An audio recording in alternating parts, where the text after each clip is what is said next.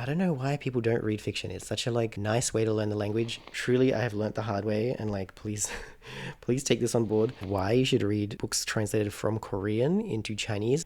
Hi everyone, it's Mingu here. Today I'm going to be talking about my favorite ever book series in Chinese. This is the one that got me into reading Chinese fiction, basically. So if you're maybe like a B1, B2 level in Chinese, or maybe even higher, you've been thinking about reading books in Chinese, you've never really explored it, it can be really hard to know where to start, what books to read. I live in Taiwan. I've bought a lot of secondhand books in Chinese, a lot of really bad ones, to be honest. And so I think if you're going to start reading, you really, okay, story time. When I started learning Chinese first, my logic was that I wanted to learn every single word.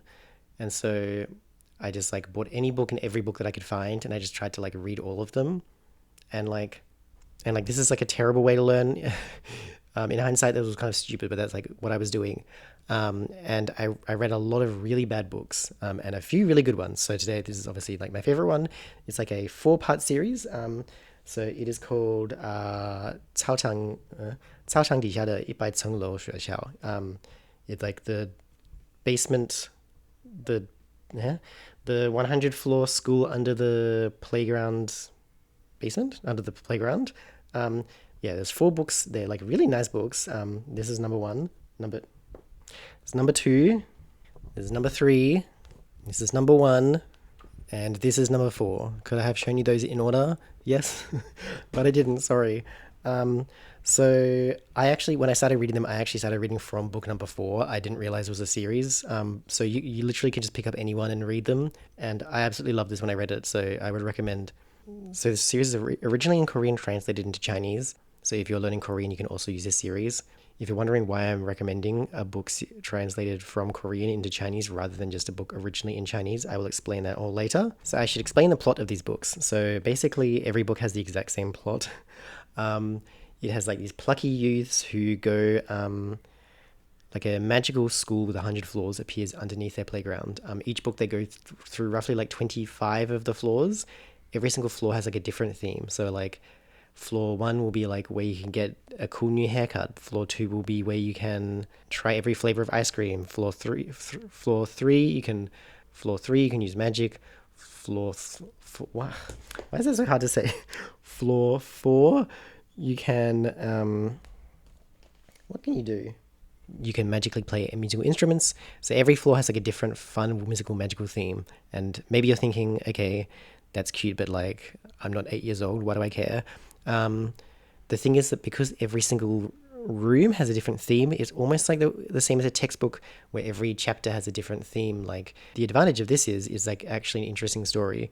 So every single room has a different theme. You can kind of learn about different things every single time.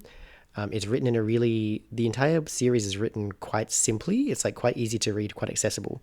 So it's also really good because the entire book has all these illustrations. These illustrations add so much more context to it and kind of help you understand what's going on. And it's the perfect level for if you're in the B region of Chinese. My Chinese is way better now. It's probably a C1 for reading somewhere. And I recently read the last book in the series, and I still had a really fun time. Not as fun of a time when I started because it's I think 4 books is too many books, if I'm being honest.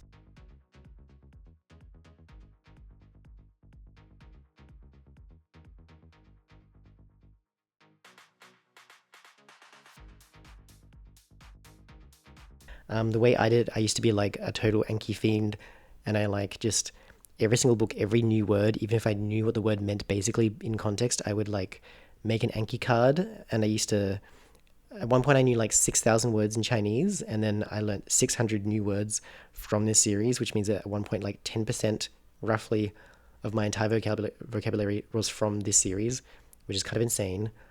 So the plots of all the books are pretty predictable, which is a good thing if you're learning Chinese, if you're just starting out reading fiction, because I have tried to read books for adults, and they try and when they're trying to use all these beautiful metaphors, and they're trying to tell, not show, they're trying to really help you feel and understand what they're trying to say. That's great, but you can't read that yet. You really need to stick with books that have a very predictable, easy to understand plots. And also not all kids books have that as well. I read a few books where literally I had no idea what was going on. Even I read like a Sherlock Holmes book in Chinese, which was like a mystery, and that was why would I don't know why I did that. So like genuinely, not all kids' books are easy. Like I've learned the hard way.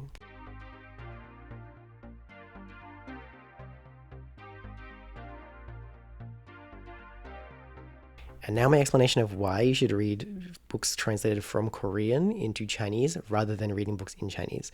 I do want to make another video about this eventually, going into more depth, so I'm going to keep it fairly brief.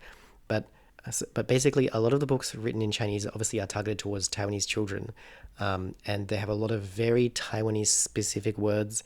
A lot of things are very culturally specific that like children would understand intuitively, but you maybe won't. And I know you might be thinking, okay, well, but I want to learn about the culture. I want to learn about like all the cultural nuanced, complicated stuff. But like, if you're just starting out reading books now, you should not be getting like that is an extra added layer of complexity. Even now, there are some books that I read that like are made for like an 8-year-old child, and I can read. I'm reading books for adults sometimes, but I still can't read these books because they're just so culturally specific that I just like they give me such a headache. I don't know what's going on. And like obviously not all books are like this, but you won't know what books are like this until you start. A lot of the time as well, I found I still don't entirely understand how it works, but I think like the Taiwanese government pushes through a lot of books that are kind of in line with the Taiwanese curriculum, like the elementary school curriculum, which means they have a lot of stuff that kind of is actually quite challenging, but because the children have been taught it, they understand it. A lot of idioms that are honestly kind of useless and you never actually see in any books, but they teach them. They force the children to learn them. I don't know why. Yeah, so actually, a lot of the time, kids' books can be really difficult, like harder than adults' books, just because they have all this really dense language if they're from Taiwanese authors. I have also found that when things are translated into Chinese, it kind of also like means that the stories are kind of more general. So like I read another book that was translated from Finnish. They're not going to translate that book unless both a Finnish child and a Taiwanese child can understand what's going on. So it's kind of like a more like culturally, I guess, homogenous, more generalized, meaning it's just going to be a lot easier, more accessible because the more context you can understand through the story, the more you're going to be able to pick up on the language. Like if you're making things too hard for yourself, you will not learn. Like harder doesn't mean faster. Harder means slower a lot of the time. If you're learning things way too difficult, it's going to slow you down and going to burn you out, which I have also experienced. So like, truly truly I have learnt the hard way, and like please please take this on board. Like you want to read things that are at your level, not things that are way too hard for your level, because they will burn you out and you will not finish them. So if you're learning Korean, firstly, 안녕하세요. I can't speak Korean, sorry.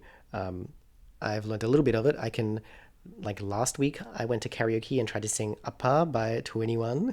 I probably got like 50% of it right. So like I can read a little bit, but like barely any. So like, is this series good for people learning Korean?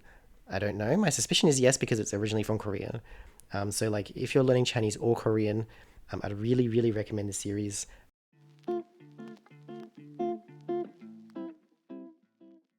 I got it from S-Lite, but you can probably get it from other places too. Books.Taiwan has it. You might be able to find it secondhand on Taze. That's like where I get secondhand books. If you don't live in Taiwan, which probably most people don't, you'll have to use like an intermediary shipping company. Maybe, I don't know. Unfortunately I don't know the details of this. Also, you could just like maybe get the ebook, but like having a physical book is so much nicer. So like, even though it's probably expensive and complicated, I would really recommend trying to do that if you can. Anyway, so that's basically the end of my video. In conclusion, like definitely give these ones a try if you can. If you're interested in reading fiction, like I don't know why people don't read fiction. It's such a like nice way to learn the language. It's like just genuinely nice. It doesn't, well, it does feel like studying, but like it can also just be like such a fun challenge, like slowly trying to uncode like the Chinese. This is so heavy. Ugh. The like Chinese in a book, and like understanding a story can be just, there are just so many nice stories. And like, yeah, I feel like a lot of the time we focus on like the practical things about learning a language, and obviously those are important. Like a lot of the stuff that I learned from fiction does not really teach me stuff that's important in everyday life. It definitely has improved my Chinese a lot, but at the same time, like there are a lot of idioms that I'm never going to just drop an idiom from these books into real life. So like, it's not a perfect study method. If you only learnt Chinese from reading books, obviously that's not like ideal. Like don't do that.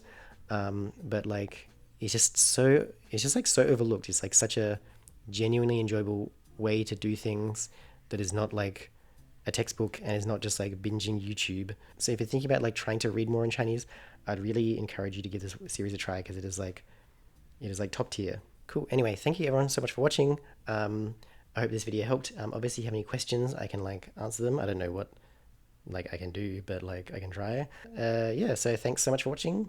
See you next time.